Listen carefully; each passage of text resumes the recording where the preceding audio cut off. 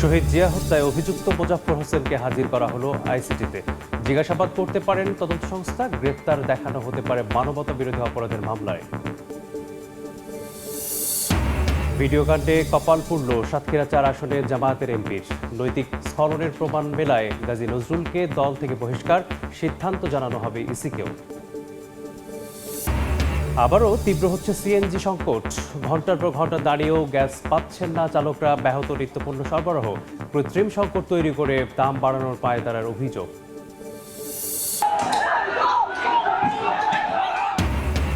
ভারতে শিক্ষামন্ত্রীর পদত্যাগ দাবিতে ককরোচ পার্টির বিক্ষোভ অব্যাহত। শিক্ষার্থীদের উপর ফের চড়াও পুলিশ, দুপক্ষের সংঘর্ষ, আন্দোলনকারীদের সমর্থনে সোচ্চার বলিউড।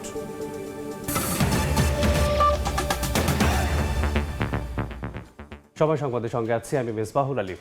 সাবেক রাষ্ট্রপতি জিয়াউর রহমান হত্যাকাণ্ডে অভিযুক্ত মোজাফফর হোসেনকে হাজির করা হয়েছে আন্তর্জাতিক অপরাধ ট্রাইব্যুনালে। বেলা 10টার দিকে কিছু আগে মোজাফফর হোসেনকে নেওয়া হয় ট্রাইব্যুনালে। ট্রাইব্যুনালের চিফ প্রসিকিউটরের করা এক আবেদনের পরিপ্রেক্ষিতে বিচারপতি নজরুল ইসলাম চৌধুরীর নেতৃত্বাধীন আন্তর্জাতিক অপরাধ ট্রাইব্যুনাল 2 গত মঙ্গলবার তাকে হাজির করার আদেশ দেয়। সেনাবাহিনীর আরেক কর্মকর্তা অবসরপ্রাপ্ত লেফটেন্যান্ট জেনারেল মাসুদ উদ্দিন চৌধুরী মানবতা বিরোধী অপরাধের যে মামলায় কারাগারে আছেন, মোজাফফরকেও সেই মামলায় গ্রেপ্তার দেখানোর আবেদন করা হতে পারে। একই সাথে তাকে জিজ্ঞাসাবাদেও করতে পারেন ট্রাইব্যুনালের তদন্তকারী সংস্থা।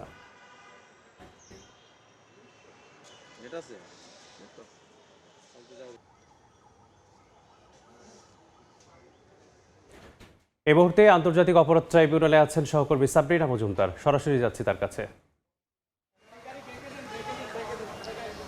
সাবেক রাষ্ট্রপতি জিয়াউর রহমান হত্যা মামলায় অভিযুক্ত সাবেক সেনা কর্মকর্তা মোজাফফর হোসেনকে কিছুক্ষণ আগে আন্তর্জাতিক অপরাধ ট্রাইব্যুনালে হাজির করা হয়েছে। এবং যদি এই মামলাটির প্রেক্ষাপট বলতে চাই যে তাকে 15 জুলাই রাতে বনানীর ডিওএইচএস থেকে কিন্তু 45 বছর পর সাবেক রাষ্ট্রপতি জিয়াউর রহমান হত্যার 45 বছর পর তাকে গ্রেফতার করা হয় এবং পরবর্তীতে এই মঙ্গলবার হচ্ছে আন্তর্জাতিক অপরাধ ট্রাইব্যুনালের যে চিফ প্রসিকিউটর তিনি মানবতা বিরোধী অপরাধের মামলায় একটি আবেদন করে যে তাকে যাতে আন্তর্জাতিক অপরাধ ট্রাইব্যুনালে হাজির করা হয় এবং সেই আবেদনের প্রেক্ষিতে আজকে আন্তর্জাতিক অপরাধ ট্রাইব্যুনালে তাকে হাজির করা হয়েছে এবং কিছুক্ষণের মধ্যে তাকে ট্রাইব্যুনাল 2 হচ্ছে তাকে এজলাসে নিয়ে যাওয়া হবে। তবে যেটি বলতে চাই যে সেদিন চিফ প্রসিকিউটর আমাদেরকে যেটি জানিয়েছেন যে 11-র সময় অর্থাৎ 2007 সালে বিভিন্ন কর্মকাণ্ডের তিনি জড়িত ছিলেন বলে চিফ প্রসিকিউটরের দাবি। তিনি মাসুদ উদ্দিন চৌধুরী অর্থাৎ তার সাথে কথোপকথন রয়েছে এবং কথোপকথনের ভিত্তিতেই হচ্ছে মোজাফফর হোসেনকে গ্রেফতার করা হয়। যদি বলতে চাই যে সেদিন চিফ প্রসিকিউটর বলেছিলেন যে 11-র সময় মাসুদ উদ্দিন চৌধুরীর বিভিন্ন কার্যকলাপের সাথে জড়িত ছিলেন এবং সেই সময়কার বিভিন্ন রাজনৈতিক ব্যক্তিবর্গকে দুর্নীতি বিরোধী অভিযানের নামে বিভিন্ন রাজনৈতিক ব্যক্তিবর্গকে গ্রেফতার করে বিভিন্ন নির্যাতন করা হয় এবং প্রধানমন্ত্রী তারেক রহমানকেও হচ্ছে গ্রেফতার করে তাকে শারীরিকভাবে নির্যাতন করার অভিযোগ রয়েছে মাসুদ উদ্দিন চৌধুরীর নামে।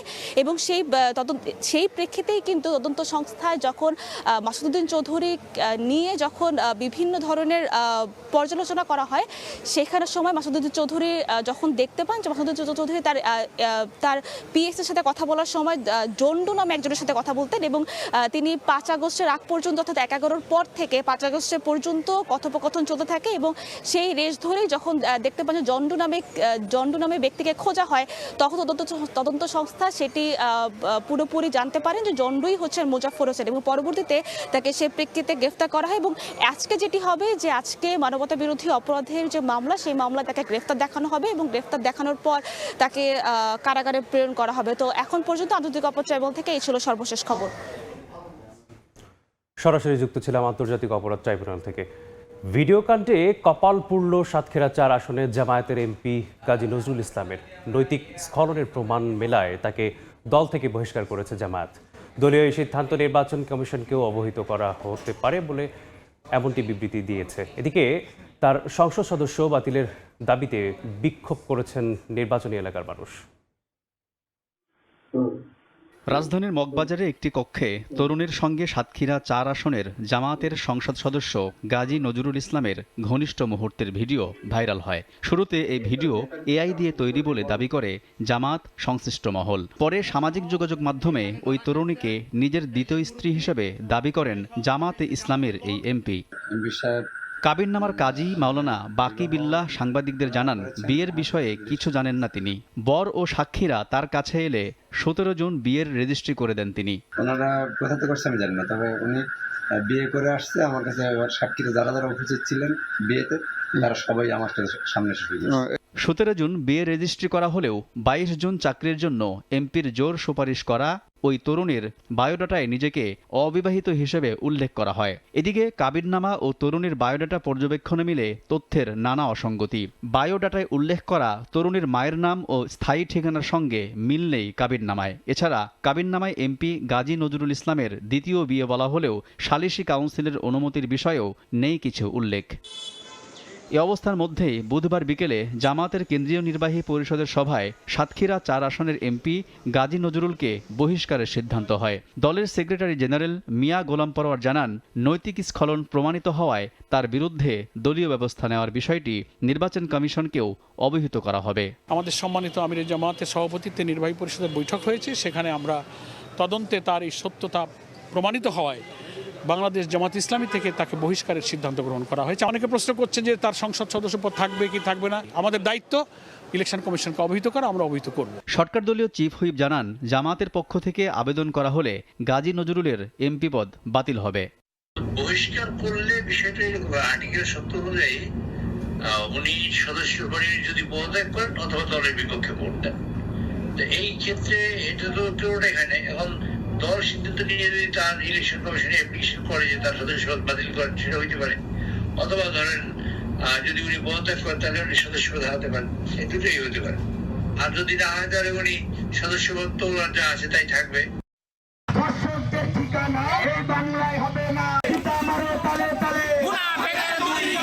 এদিকে নৈতিক স্খলনের দায়ে এই সংসদ সদস্য পদ বাতিলের দাবিতে তার নির্বাচনী এলাকা শ্যামনগরে মানববন্ধন করছেন এলাকাবাসী। গাজী নজরুলের যে কাজ করেছে তার এই মুহূর্তে পদত্যাগ করা উচিত। জামাতের নেতাদেরকে সংসদে পাঠিয়ে আজকে সমাজকে সাতক্ষীরা জেলাকে কলুষিত করেছে। অনৈতিক কর্মকাণ্ডের অভিযুক্তের বিরুদ্ধে ব্যবস্থা নেওয়ার দাবিতে মোংলায় মানববন্ধন ও কুশপুত্তলিকা দাহ করেছেন সচেতন নাগরিকরা। আলতাফ হোসাইন, সময় সংবাদ, ঢাকা। দেশে আবারও তীব্র হয়ে উঠেছে সিএনজি সংকট। ফিলিং স্টেশনগুলোতে ঘন্টার পর ঘন্টা লাইনে দাঁড়িয়েও মিলছে না গ্যাস। এতে সবচেয়ে বেশি ভোগান্তিতে অটোরিকশা ও রাইড শেয়ারিং অ্যাপের চালকরা। গ্যাস না পেয়ে দৈনিক আয় কমে যাওয়ার পাশাপাশি ব্যাহত হচ্ছে নিত্যপণ্যের সরবরাহ ব্যবস্থাও। চালকদের অভিযোগ, কৃত্রিম সংকট তৈরি করে গ্যাসের দাম বাড়ানোর পায়তারা চলছে। তরলীকৃত প্রাকৃতিক গ্যাস বা এলএনজি সরবরাহ ব্যাহত হওয়ায় হঠাৎ করে রাজধানীতে বেড়েছে গ্যাসের জন্য হাহাকার। ফিলিং স্টেশনেই ঘন্টার পর ঘন্টা লাইনে দাঁড়িয়ে অপেক্ষা। দিনের একটা বড় সময় কেটে যাচ্ছে গ্যাস সংগ্রহে।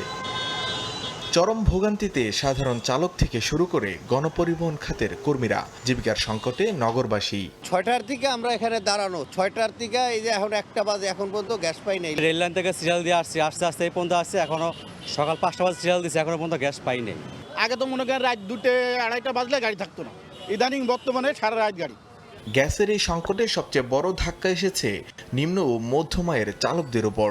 আর্থিক ক্ষতির মুখে সিএনজি চালিত অটোরিকশা ও রাইড শেয়ারিং অ্যাপের চালকরা। গাড়ির মেইনটেনেন্স খরচ বা গ্যাস নিতে পারতেছি না, আমাদের ইনকাম হচ্ছে না। সারাদিনে তো পাম্পে আজকে বসে রইলাম। 4-5 ঘন্টা সিরিয়ালে বসে থেকে তারপর গ্যাস নেওয়া লাগে।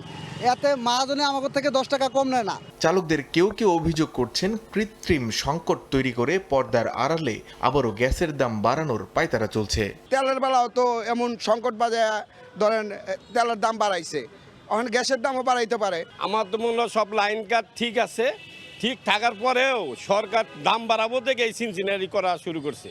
যেমন তেলের দাম বাড়ছে, এখন তেল নেওয়ার লোক নাই। গ্যাসের দামটা বাড়াই দিলে ইনশাল্লাহ তখন গ্যাসের অভাব হবে না। গ্যাস সরবরাহ বন্ধ থাকায় লোকসানের মুখে পাম্প মালিকরাও। এই অবস্থা থেকে পরিত্রাণ চান তারাও। মানিক মোহাম্মদ ওমর, সময় সংবাদ, ঢাকা। গ্যাস সংকটের খবর জানাতে এই মুহূর্তে রাজধানীর তেজগাঁওয়ে আছেন রিপোর্টার সামদানি প্রত্যয় এবং ময়মনসিংহের দীঘারকান্দা বাইপাস এলাকায় আছেন সহকর্মী ওবায়দুল হক। সরাসরি প্রথমে যাচ্ছি সামদানির কাছে। ভোক্তা পর্যায়ে গ্যাসের সংকট তীব্র থেকে তীব্রতর হচ্ছে। এই মুহূর্তে আমরা রাজধানীর তেজগাঁওয়ের একটি ফিলিং স্টেশনে রয়েছে এবং এখানে ফিলিং স্টেশনটিতে বর্তমানে সিএনজির সরবরাহ একেবারেই নেই। এখানে যারা সাধারণ গ্রাহক এসেছিলেন গাড়ি নিয়ে তারা আমাদেরকে জানাচ্ছিলেন যে তারা দীর্ঘ সময় ধরে অপেক্ষা করছিলেন। রাত থেকে অপেক্ষা করার পর আজ কিছুক্ষণ আগেই তাদেরকে জানানো হয় যে সিএনজির কোনো সাপ্লাই আর নেই, অর্থাৎ লাইনের যে গ্যাস সেই লাইনের গ্যাস আর একদমই পাওয়া যাচ্ছে না। একই সঙ্গে এখানে আমরা দেখতে পাচ্ছি যে এলপিজির যে সরবরাহ সেটি সঠিক থাকলেও বা অন্যান্য যে তেল গ্যাসের অন্যান্য যে তেল অকটেল ডিজেলের সরবরাহ রয়েছে সেটি সচল থাকলেও এই মুহূর্তে সিএনজির সরবরাহ একেবারেই নেই। এবং এখানে আমরা দেখতে পাচ্ছি যানবাহনের দীর্ঘ সারি, অর্থাৎ এই পেট্রোল পাম্পটির যে লাইন সেই লাইনটি প্রায় 2 কিলোমিটার পথ পেরিয়ে গেছে এবং এখানে বহু মানুষ এসেছেন যারা গতকাল রাত থেকে এখানে অপেক্ষা করছেন তেলের জন্য, কিন্তু এখানে আর এখানে গ্যাসের জন্য অপেক্ষা করছেন এবং সেই গ্যাসটি তারা আর পাচ্ছেন না। একই সঙ্গে সবচেয়ে গুরুত্বপূর্ণ যে বিষয়টি সেটি হচ্ছে যে এখানে অনেকে এসেছেন যারা রাইড শেয়ারিং অ্যাপের সঙ্গে জড়িত, অর্থাৎ যাদের জীবিকার সঙ্গে তাদের এই যানবাহনটি জড়িত। তারা জানাচ্ছিলেন যে গতকাল তারা লাইনে 3 থেকে 4 ঘন্টার সময় অতিবাহিত করেও তাদের ট্যাঙ্ক ফিল আপ করতে পারেননি এবং আজও তারা গতকাল রাত থেকে অপেক্ষা করে যখন তারা তাদের প্রত্যাশা অনুযায়ী গ্যাস পেলেন না তখন সেটি তাদের জীবিকার ওপর প্রভাব ফেলছে বলে তারা আমাদেরকে অভিযোগ করেছিলেন। এখানে আমরা দেখতে পাচ্ছি যে দূর দূরান্ত থেকে মানুষ আসছেন, কারণ আজ আমরা কিছুক্ষণ আগেই তেজগাঁওয়ের আরও 2টি পাম্প ঘুরেছি। সেই 2টি পাম্পেও আমরা দেখেছি যে এই মুহূর্তে সিএনজির কোনো সরবরাহ নেই। তবে এই যে অবস্থাটি সেই অবস্থার জন্য সরকারের পক্ষ থেকে জানানো হয়েছে যে এলএনজি টার্মিনাল একটি ক্ষতিগ্রস্ত হয়েছে, সেই জন্য এলএনজি টার্মিনালটির ক্ষতিগ্রস্তের কারণে এই সরকার দ্রুত চেষ্টা করছে এই অবস্থার উত্তরণের। এই মুহূর্তে রয়েছে ময়মনসিংহে আমাদের সহকর্মী ওবায়দুল হক। সরাসরি আমরা চলে যাব ময়মনসিংহের গ্যাস সংকট দেখতে। সিএনজি স্টেশনের সামনে যানবাহনের দীর্ঘ সারি রয়েছে এবং এই সারি কিন্তু আজই প্রথম নয়। যারা চালক রয়েছেন তারা বলছেন গত 15 দিন যাবৎ তারা এই অবস্থার মধ্য দিয়ে যে সিএনজি অটোরিকশা চালক রয়েছেন তারা কিন্তু এই অবস্থার মধ্যে পড়েছেন। এবং আমি আছি ময়মনসিংহ নগরীর দীঘারকান্দা বাইপাস এলাকায়। এখানে মূলত 3টি একসাথে রাস্তার এপার ওপর দুপারে 3টি সিএনজি স্টেশন রয়েছে এবং এই 3টি সিএনজি স্টেশনের সামনেই কিন্তু যানবাহনের দীর্ঘ সারি, বিশেষ করে যারা সিএনজি চালিত অটোরিকশাগুলো রয়েছে সেই অটোরিকশা কিন্তু এখানে বেশি দেখা যাচ্ছে। পাশাপাশি প্রাইভেট গাড়িগুলোও কিন্তু এখানে রয়েছে। আমি কয়েকজন চালকের সঙ্গে কথা বলছিলাম, তারা একজন বলছিলেন যে তিনি কালকে সকাল 6টায় এই দীঘারকান্দা বাইপাসে এসেছেন এবং সকাল 6টা থেকে এখন পর্যন্ত 3টি স্টেশনে তিনি ঘুরেছেন এবং 3টি থেকে মোট একটিতে 33 টাকার, আরেকটিতে 31 টাকার এবং আর সর্বশেষ 3য় নম্বর যে স্টেশন রয়েছে সেখান থেকে তিনি 84 টাকার গ্যাস তিনি ভরতে পেরেছেন। অর্থাৎ এখানে যারা গ্যাস দিচ্ছেন তারা যেটি বলছেন যে গ্যাসের যে লাইন সেই লাইনে কোনো প্রেশার নেই, যে কারণে লাইনে গ্যাস না থাকার কারণে কিন্তু এই সিএনজি দেওয়া যাচ্ছে না। এখানে অপর 2টি গ্যাস সংকটে কিন্তু অপর 2টি স্টেশন বন্ধ রয়েছে। তো এই ঘটনায় কিন্তু গতকাল এখানে মহাসড়ক অবরোধ করেছেন সিএনজি চালিত অটোরিকশারা। তো এই চালকরা, এই ছিল আমার কাছে ময়মনসিংহ থেকে গ্যাস পাম্প থেকে সবশেষ খবর। এতক্ষণ যুক্ত ছিলাম রাজধানীর তেজগাঁও এবং ময়মনসিংহ থেকে। এবার জুলাইয়ের দিনলিপি।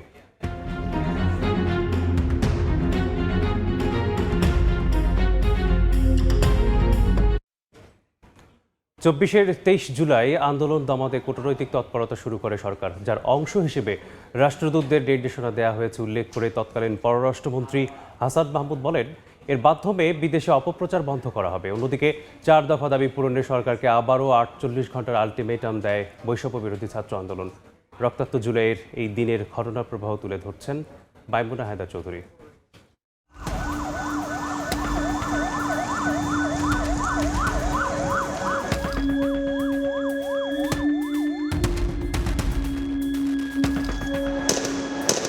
24-এর এই দিনে আন্দোলন দমাতে নানান কূটকৌশলে নামে আওয়ামী লীগ সরকার। বিভিন্নভাবে বিদেশি ভীষণগুলোকে ভুল বার্তা দিতে থাকে তখনকার পররাষ্ট্র মন্ত্রণালয়। ঘটনার ভিন্ন বয়ান হাজির করে তারা।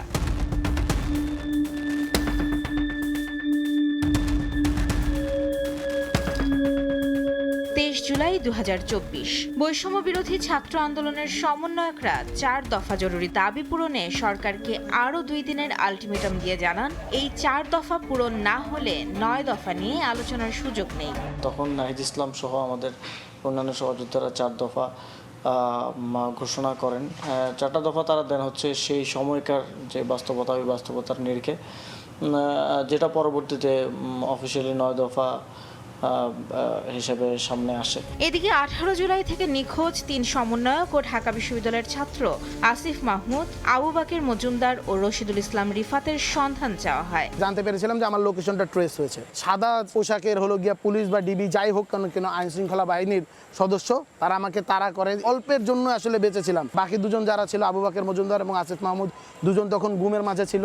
নিখোঁজ সমন্বয়কদের মুক্তি চেয়ে এদিন বিবৃতি দেন ঢাকা বিশ্ববিদ্যালয়ের বর্তমান ও সাবেক 22 শিক্ষক। এদিকে ছাত্র জনতাকে হত্যার বিচার চেয়ে বিবৃতি পাঠান 71 বিশিষ্ট নাগরিকও। ইন্টারনেটের সিগন্যাল হচ্ছে না, ফোন ব্যবহার করা তখন চিন্তার বিষয়। এই সময়টায় আমরা প্রতিদিনই প্রায় যেটা করছিলাম যে কোনো না কোনোভাবে আমাদের প্রতিবাদ জারি রাখছিলাম। আমাদের সবারই অনেক রিস্ক ছিল, কিন্তু সেই রিস্কটা মানে না নিয়ে তখন আমরা কি করতাম? কারণ আমাদের চোখের সামনে আমাদের শিক্ষার্থীরা মারা যাচ্ছিল। পৃথিবীর বিভিন্ন দেশে বিভিন্ন গুরুত্বপূর্ণ শহরগুলোতে আমাদের এই আন্দোলনের পক্ষে ইন্টারন্যাশনাল কমিউনিটিকে অ্যাওয়ার করার জন্য তারা কর্মসূচি করলো। এর আগে বিদেশি কূটনীতিকরা দেশের পরিস্থিতি নিয়ে উদ্বেগ জানালে রাষ্ট্রীয় সম্পদ ধ্বংসের চিত্র বিদেশি কূটনীতিকদের ঘুরে দেখানোর পদক্ষেপ নেয় পররাষ্ট্র মন্ত্রণালয়। হাসান মাহমুদ জানান, গুজব প্রতিরোধে কাজ করছে বিদেশের মিশনগুলো। আমরা আমাদের মিশনগুলোকে এ ব্যাপারে সতর্ক করেছি।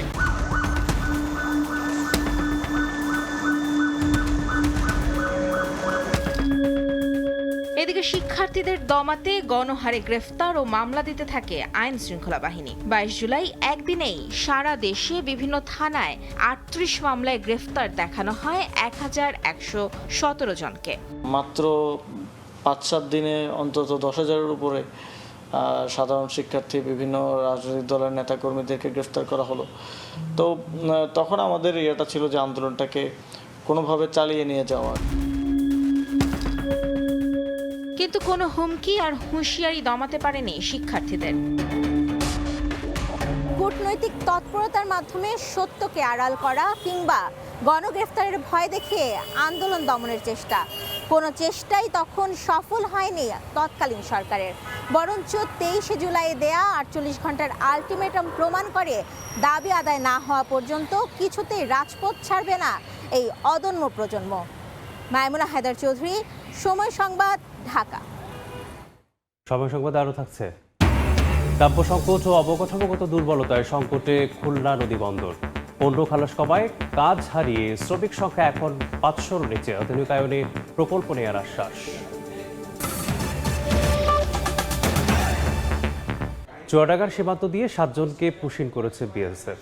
ভোরে জীবননগর উপজেলার বেনিপুর সীমান্তে তাদের পুশিন করে ভারতীয় সীমান্তরক্ষী বাহিনী। স্থানীয়রা জানান, পুশিন করা 7 জন বাংলাদেশে প্রবেশের পর নিজ নিজ জেলায় ফিরে যান। তবে পুশিনের বিষয়টি অস্বীকার করেছে বিজিবি। গত মাসে চুয়াডাঙ্গার দর্শনা উপজেলার জয়নগর সীমান্ত দিয়ে 11 জনকে পুশিনের চেষ্টা করে বিএসএফ। ওই সময় সীমান্তরক্ষী বাহিনীর সতর্ক অবস্থান এবং স্থানীয়দের সহযোগিতায় পুশিনের চেষ্টা ব্যর্থ হয়।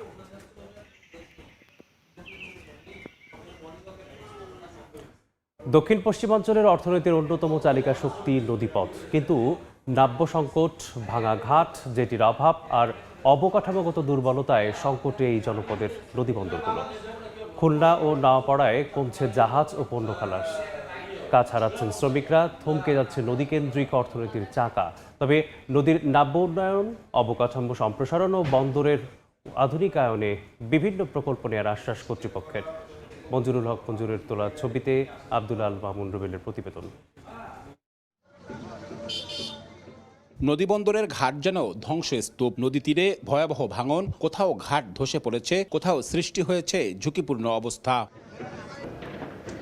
ভৈরব নদী হয়ে মোংলা বন্দর থেকে সার, কয়লা, পাথর, চাল সহ বিভিন্ন পণ্য নিয়ে খুলনা ও নোয়াপাড়া নদীবন্দরে জাহাজের জট লেগে থাকতো। খালাসের পর যা ছড়িয়ে পড়তো দক্ষিণ পশ্চিমাঞ্চল সহ দেশের বিভিন্ন জেলায়। তবে এখন ভাঙাঘাট, জেটির সংকট, ওপেন ইয়ার্ডের অভাব ও নাব্য কমে যাওয়ায় বড় জাহাজ নিরাপদে ভিড়তে পারছে না। এতে ব্যাহত হচ্ছে খালাস কার্যক্রম। নোয়াপাড়ায় পণ্যবাহী জাহাজকে দিনের পর দিন অপেক্ষা করতে হচ্ছে। এসব সংকটের পাশাপাশি মোংলা বন্দরে পণ্য আমদানি কমে যাওয়ায় গত 2 বছরে খুলনা অঞ্চলে নদীবন্দরে জাহাজ আগমন ও পণ্য খালাস প্রায় অর্ধেকে নেমেছে, যা ব্যবসায়িক ঝুঁকি বাড়াচ্ছে আমদানিকারকদের। প্রথমত নাব্যতা সংকট এবং দ্বিতীয়ত ঘাটগুলো ওখানে অত্যন্ত নাজুক অবস্থা আছে, যে সেই মান্দাতার আমলের মতো ছোট বাঁশ দিয়ে ঘাটগুলো করা, পেভমেন্টটা ফিক্সড করা আছে কিন্তু সেখানে মালামাল রাখার জায়গা নাই। যদি এগুলো ড্রেজিং না করা হয় তাহলে এই অঞ্চলে এই ধরনের ক্ষুদ্র ব্যবসা বা আমরা যাদের জাহাজ পরিচালনা করি সেগুলো পরিচালনায় অসম্ভব হয়ে পড়বে। বন্দর এলাকায় শ্রমিকদের বড় একটি অংশের এখনো মাসের অর্ধেকটা সময় কাটে কর্মহীন। জাহাজ কমে যাওয়ায় কাজ হারিয়ে 2000-এর বেশি শ্রমিকের সংখ্যা কমে এখন 500-র নিচে। যারা এখনো টিকে আছেন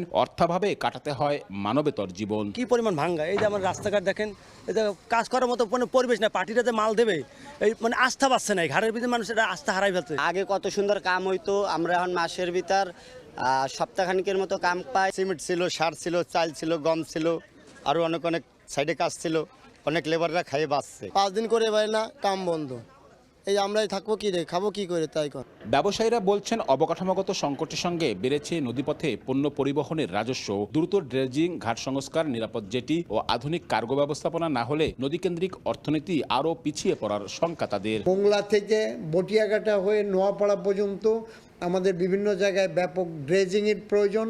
ড্রেজিং না হলে কার্গোগুলো বসে থাকছে। বিশেষ করে রূপসা রেল সেতু, রূপসা ব্রিজ, এই 2 জায়গায় অত্যন্ত ঝুঁকিপূর্ণ অবস্থায় আমাদের কার্গোগুলো যাতায়াত করে। তবে বন্দর কর্তৃপক্ষের দাবি, নদীর নাব্য উন্নয়ন, অবকাঠামোগত সম্প্রসারণ এবং বন্দর আধুনিকায়নে বিভিন্ন প্রকল্প ও পরিকল্পনা রয়েছে। যখন আমার অবকাঠামোগত উন্নয়ন হবে, মানুষ যখন নির্বিঘ্নে সহজে এবং কম খরচে মালামাল উঠানামা করতে পারবে, তখন অন্যান্য বন্দর থেকে অবশ্যই এখানে এই দিকে খুলনা এবং নোয়াপাড়া অংশে পণ্য বেশি আনলোড হবে। সবশেষ অর্থবছরে খুলনা নদীবন্দর থেকে 12.5 কোটি ও নোয়াপাড়া নদীবন্দর থেকে 4 কোটি 71 লাখ টাকা রাজস্ব আদায় করেছে BIWTA। আব্দুল্লাহ আল মামুন রুবেল, সময় সংবাদ, খুলনা। সময় সংবাদে আরও থাকছে, ইরানের সেতু বিদ্যুৎ কেন্দ্র উড়িয়ে দেওয়ার হুমকি ট্রাম্পের, মধ্যপ্রাচ্যের তেল রপ্তানি আটকানোর হুঁশিয়ারি তেহরানের, লোহিত সাগরে সৌদি ট্যাঙ্কারে আক্রমণ হাউথির। কুড়িগ্রামে ব্রহ্মপুত্র, ধরলা, তিস্তা ও দুধকুমারের পানি বাড়া কমার সঙ্গে সঙ্গে তীব্র হয়ে উঠছে ভাঙন। গত 2 মাসে ভাঙনে বসতভিটা হারিয়েছে 3 শতাধিক পরিবার। এ নিয়ে বিস্তারিত জানাতে সদরের যাত্রাপুর থেকে যুক্ত হচ্ছেন সহকর্মী বাদশা সৈকত। ইউনিয়নের যে সরকার পাড়া, সেই সরকার পাড়ায় আসলে এখানে যদি বলি যে এখানে কিন্তু গত কয়েকদিন ধরেই কিন্তু ভাঙন শুরু হয়েছে এবং সেই ভাঙনের কারণে কিন্তু এখানে প্রায় বেশ কিছু ঘর বাড়ি সরিয়ে নিয়েছে এবং যদি দেখাই যে এখনো যে ঘরের যে বসত ভিটা রয়েছে তার অর্ধেক কিন্তু নদীতে চলে গেছে, গাছপালা চলে গেছে এবং মাত্র একটি ঘর রয়েছে কোনো কোনো বাড়িতে, সেই ঘরটিও সরানোর চিন্তা করছে। আমি এখানকার লোকজনের সাথে কথা বলেছি, তারা যেটি জানিয়েছেন যে আসলে তাদের যে ঘর বাড়ি সরিয়ে নেওয়ার জায়গাটুকুও নেই, তারা আপাতত সেই ঘর বাড়ির যে চাল বা আসবাবপত্র সেগুলো অন্যের জায়গায় সরিয়ে রাখছে, না হলে সেগুলো নদীতে বিলীন হয়ে যাবে। আর যে বিষয়টি জানাই যে কুড়িগ্রাম জেলার উপর দিয়ে যে 16টি নদ নদী প্রবাহিত, সেই 16টি নদ নদীর মধ্যে প্রধান 4টি নদ নদী ব্রহ্মপুত্র, ধরলা, তিস্তা এবং দুধকুমার।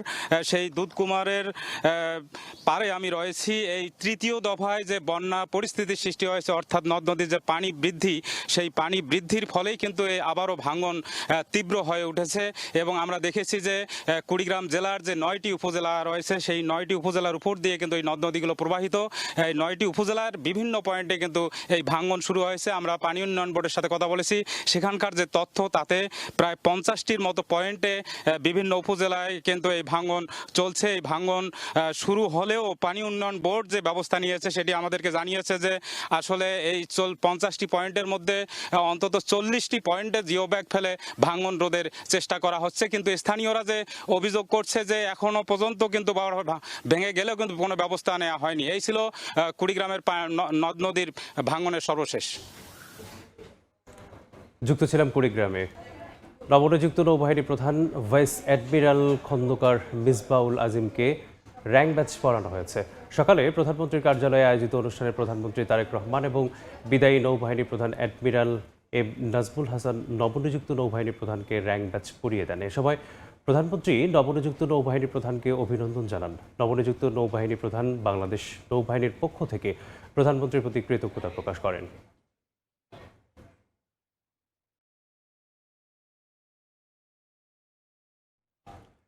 প্লাস্টিক বর্জ্য থেকে জ্বালানি তেল উৎপাদন এবং কম্পোস্ট সার তৈরির লক্ষ্য নিয়ে খুলনায় প্ল্যান্ট তৈরি করে পরিবেশ অধিদপ্তর। 5 কোটি টাকা দিয়ে তৈরি এই কারখানার কাজ 3 বছর আগে শেষ হলেও চাকা ঘোরেনি কখনোই। উপরন্তু চুরি হয়ে গেছে মূল্যবান জিনিসপত্র। এছাড়া প্ল্যান্টে জমে থাকা ময়লা আবর্জনায় তীব্র গন্ধে নাজেহাল স্থানীয় বাসিন্দারা। আব্দুল হালিমের ক্যামেরায় তানজিম আহমেদের রিপোর্ট। তালাবদ্ধ গেট, মরিচাধারা যন্ত্রাংশ, ঝোপঝাড়ে ঢাকা চারপাশ, চুরি হয়ে গেছে মূল্যবান জিনিসপত্র। এভাবেই পড়ে রয়েছে 5 কোটি টাকা ব্যয়ে নির্মিত প্লান্টে বর্জ্য থেকে প্রতিদিন 20 টন কম্পোস্ট ও প্লাস্টিক বর্জ্য থেকে 500 লিটার তেল উৎপাদন হওয়ার কথা ছিল, তবে চলেনি একদিনও। প্লাস্টিক বর্জ্য থেকে জ্বালানি তেল উৎপাদন ও কম্পোস্ট সার তৈরির লক্ষ্যে জলবায়ু পরিবর্তন ট্রাস্ট ফান্ডের টাকায় 2023 সালে এটি তৈরি করে পরিবেশ অধিদপ্তর। পরে প্ল্যান্টটি বুঝে নিতে খুলনা সিটি কর্পোরেশনকে চিঠি দেয় দফতরটি, কিন্তু কার্যক্রম চালিয়ে দেখাতে না পারায় বুঝে নিতে অস্বীকৃতি জানায় সিটি কর্পোরেশন। বদমাইশদের আড্ডাখানা সব এখানে, অতএব এটা সরকার ওয়াহিদ একদম ফালতুভাবে ফেলে রাখছে। এটার ব্যাপ্তি কেমনে বাড়ানো যায় এবং এটার সাথে সাথে এটাকে দেখে আরও কীভাবে মডেল হিসেবে নেওয়া যায় সেই ব্যাপারে সিটি কর্পোরেশন, পরিবেশ অধিদপ্তর সহ সংশ্লিষ্ট দপ্তরগুলোর আন্তরিক হওয়া দরকার। সিটি কর্পোরেশন বলছে ঠিকাদার ও পরিবেশ অধিদপ্তরের গাফিলতিতেই হয়েছে এ সমস্যা। যে এটি ক্ষতি হয়েছে এটি তারা ঠিক করে দেবেন, অর্থায়ন করে ঠিক করে দেবেন। আর তারপরে যদি না পারেন সিটি কর্পোরেশনের তো এটি কাজ, সিটি কর্পোরেশন বসে থাকবে না। জলবায়ু পরিবর্তনের প্রভাব মোকাবেলায় গ্রিন হাউস গ্যাস কমাতে বর্জ্য হ্রাস, বর্জ্য পুনর্ব্যবহার ও বর্জ্য পুনঃচক্রায়নের জন্য 2022 সালে প্রকল্পটি গ্রহণ করা হয়। প্লান্ট চালু না হলেও প্রকল্প ব্যয়ের সব টাকা ঠিকাদারকে পরিশোধ করেছে পরিবেশ অধিদপ্তর। তানজিম আহমেদ, সময় সংবাদ, খুলনা। চাঁপাইনবাবগঞ্জে টিসিবির গোডাউনে লাগা আগুনে পুড়ে ভ্যান চালকের মৃত্যু হয়েছে। বুধবার রাতে নাচুল উপজেলার নিজামপুর ইউনিয়নের হাট বাকইল বাজারে এই অগ্নিকাণ্ডের ঘটনা ঘটে। স্থানীয়রা জানান, রাতে হঠাৎ গোডাউনে আগুন দেখতে পান তারা। খবর পেয়ে ফায়ার সার্ভিস কর্মীরা ঘটনাস্থলে পৌঁছে আগুন নিয়ন্ত্রণে আনে। পরে গোডাউনে তল্লাশি চালিয়ে ভেতর থেকে ভ্যান চালকে নয়নের মরদেহ উদ্ধার করা হয়। প্রশ্নপত্র ফাঁস ইস্যু ও শিক্ষামন্ত্রীর পদত্যাগের দাবিতে ভারতে আন্দোলনরত আরও তীব্র আকার ধারণ করেছে। পরিস্থিতি নিয়ন্ত্রণে আনতে দিল্লির যন্তর মন্তরে আন্দোলনরত শিক্ষার্থীদের উপর ফের চড়াও হয়েছেন পুলিশ। শিক্ষার্থীদের উপর বল প্রয়োগ এবং রাহুল গান্ধীকে আটকের ঘটনায় সরব হয়েছে বিরোধী রাজনৈতিক দলগুলো। অনশনরত সোনম ওয়াংচুক শিক্ষার্থীদের আইনি সুরক্ষার শর্তে অনশন ভাঙার কথা বললেও আন্দোলন চালিয়ে যাওয়ার ঘোষণা দিয়েছে সিজেপি।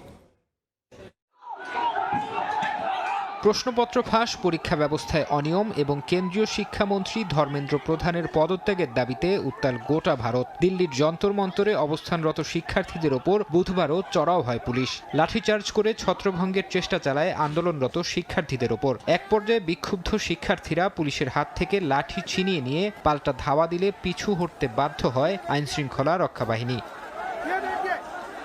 সোমবারের পার্লামেন্ট অভিমুখে লং মার্চে পুলিশের লাঠিচার্জ ও সহিংসতার প্রতিবাদে রাজপথে নেমেছেন বিরোধী নেতারা। প্রধানমন্ত্রীর বাসভবনের সামনে বিক্ষোভ দেখাতে গিয়ে বিরোধী দলীয় নেতা রাহুল গান্ধী আটক হওয়ার ঘটনাকে গণতন্ত্রের ওপর আঘাত হিসেবে আখ্যা দিয়েছে থালাপতি বিজয়ের দল টিভিকে।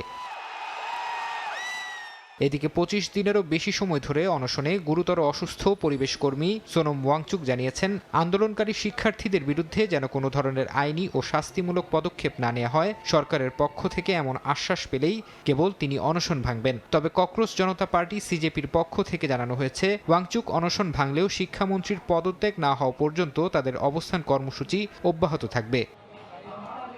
শিক্ষার্থীদের এই অরাজনৈতিক আন্দোলনকে ঘিরে ভারত জুড়ে ব্যাপক সাড়া পড়েছে। বলিউড তারকা সালমান খান সহ অমি বৈদ্য, নাসিরুদ্দিন শাহের মতো বিশিষ্ট ব্যক্তিরা সামাজিক যোগাযোগ মাধ্যমে শিক্ষার্থীদের সাহসী ও শান্তিপূর্ণ আন্দোলনের প্রতি সমর্থন জানিয়েছেন। ফারহাদ চৌধুরী, সময় সংবাদ। হরমুজ প্রণালীতে জাহাজে হামলা হলে ইরানের সেতু ও বিদ্যুৎ কেন্দ্র বোমা মেরে উড়িয়ে দেওয়ার হুমকি দিয়েছে মার্কিন প্রেসিডেন্ট ডোনাল্ড ট্রাম্প। পাল্টা হুঁশিয়ারি দিয়ে তেহরান জানিয়েছে, ইরান তেল বিক্রি করতে না পারলে মধ্যপ্রাচ্যের অন্য কোনো দেশকেও তেল রপ্তানি করতে দেয়া হবে না। একই সঙ্গে মার্কিন আগ্রাসনে সহায়তা করার সব পক্ষকেই বৈধ লক্ষ্যবস্তু করার সতর্কবার্তা দিয়েছে দেশটি। এরই মধ্যে পাল্টাপাল্টি হামলা অব্যাহত রয়েছে। এদিকে লোহিত সাগরে সৌদি আরবের জ্বালানিবাহী 2টি ট্যাঙ্কারে বড় ধরনের হামলার দাবি করছে ইয়েমেনের হাউথি বিদ্রোহীরা। হামলার পর ট্যাঙ্কারে আগুন ধরে গেলেও কোনো হতাহতের খবর পাওয়া যায়নি।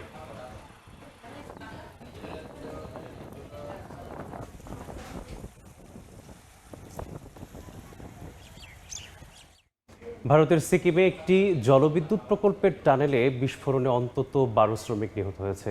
বিষাক্ত গ্যাসে ভরে যাওয়া টানেলে আরও 15 জন আটকা পড়েছে বলে শঙ্কা করা হচ্ছে। কর্তৃপক্ষ জানিয়েছে, সিকিমের সামারদুং গ্রামে তিস্তা নদীর উপর রাষ্ট্রায়ত্ত এনএইচপিসির জলবিদ্যুৎ প্রকল্পের টানেলে সন্দেহজনক মিথেন গ্যাসের লিক থেকে এই বিস্ফোরণের ঘটনা ঘটে। ঘন ধোঁয়া ও বিষাক্ত গ্যাস পুরো টানেলে ছড়িয়ে পড়ে। দুর্ঘটনার সময় টানেলের ভেতরে অন্তত 25 জন শ্রমিক ও কর্মকর্তা ছিলেন।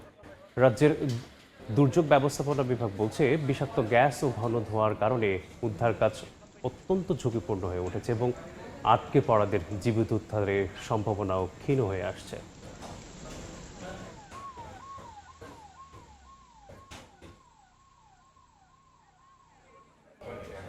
কেবল মেসি নেইমারদের দেখার জন্য কাড়ি কাড়ি টাকা খরচ না করে দীর্ঘমেয়াদী পরিকল্পনা সাজাচ্ছে যুব ও ক্রীড়া মন্ত্রণালয়।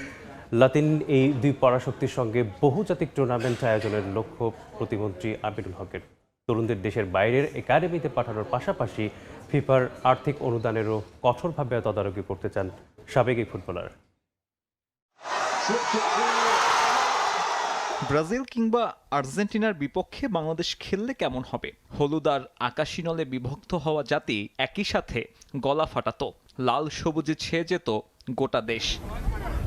ফলাফল যাই হোক না কেন, হামজা জামাল কিংবা বাংলাদেশি ফুটবল ভক্তদের জন্য এমন অভিজ্ঞতা হতো দারুণ। আর তেমন কিছুই ভাবছে যুব ক্রীড়া মন্ত্রণালয়। শুধু চোখের প্রশান্তির জন্য মেসি নেইমারদের ডেকে কারি কারি টাকা খরচের ইচ্ছে নেই, বরং দীর্ঘমেয়াদী চিন্তায় আলোচনা চলছে বহু জাতীয় টুর্নামেন্ট নিয়ে।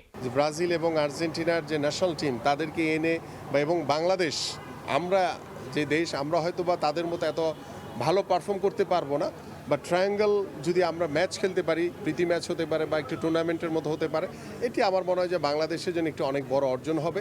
সো আমি কথা দিচ্ছি না, বাট আমরা অলরেডি আমার সাথে 2 অ্যাম্বাসেডরের কথা হয়েছে যে আমরা চেষ্টা করব যে 2 দলের তাদের যে ব্যস্ততা রয়েছে এবং আমাদের বাংলাদেশে যে ফুটবলে যে মানে ক্যালেন্ডার রয়েছে সবকিছু মিলিয়ে আমরা এই সুযোগটি নিতে পারি কিনা। আলোচনা চলছে প্রতিভাবান তরুণদের নিয়েও। তুরস্ক সহ একাধিক দেশের সঙ্গে ফুটবলীয় কূটনীতি মজবুত করছে মন্ত্রণালয়। দেশের বাইরের একাডেমিতে পাঠানো হবে বয়সভিত্তিক ফুটবলারদের। পৃথিবীর বিভিন্ন দেশ যাদের কাছ থেকে আমরা সহযোগিতা নিতে পারি এবং আমাদের দেওয়ার মতো কতটুকু ক্যাপাসিটি রয়েছে সবকিছু বিবেচনা করে আমরা স্পোর্টস ডিপ্লোমেসির মাধ্যমে আমরা খুব বেশি দিন দেরি নাই যে আমরা আমাদের খেলোয়াড়দেরকে বিভিন্ন দেশের একাডেমি কিংবা বিভিন্ন দেশের যে ঘরোয়া লিগগুলো হয় সেখানেও আমাদের খেলোয়াড়দেরকে সেখানে অংশগ্রহণ করার সেই সুযোগটি আমরা তৈরি করে দিতে পারব।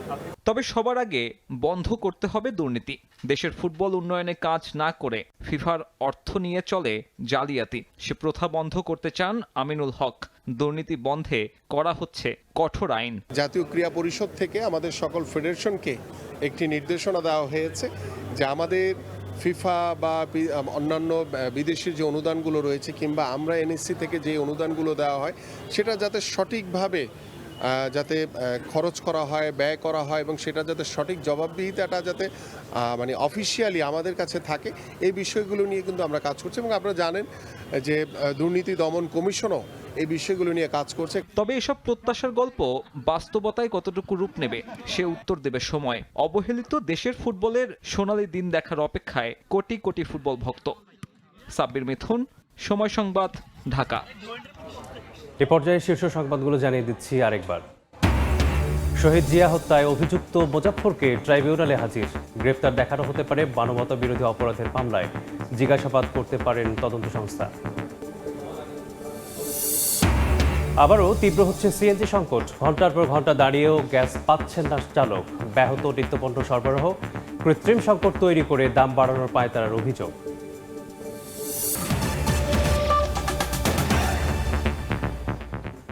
এই ছিল সময় সংবাদ। এরপর এ সময়ের বাণিজ্যের সঙ্গে থাকবেন ইমদাদুল হক। আপনাকে ধন্যবাদ। এ সময়ের বাণিজ্য নিয়ে আসছি কিছুক্ষণ পর, সঙ্গে থাকুন সময়ের।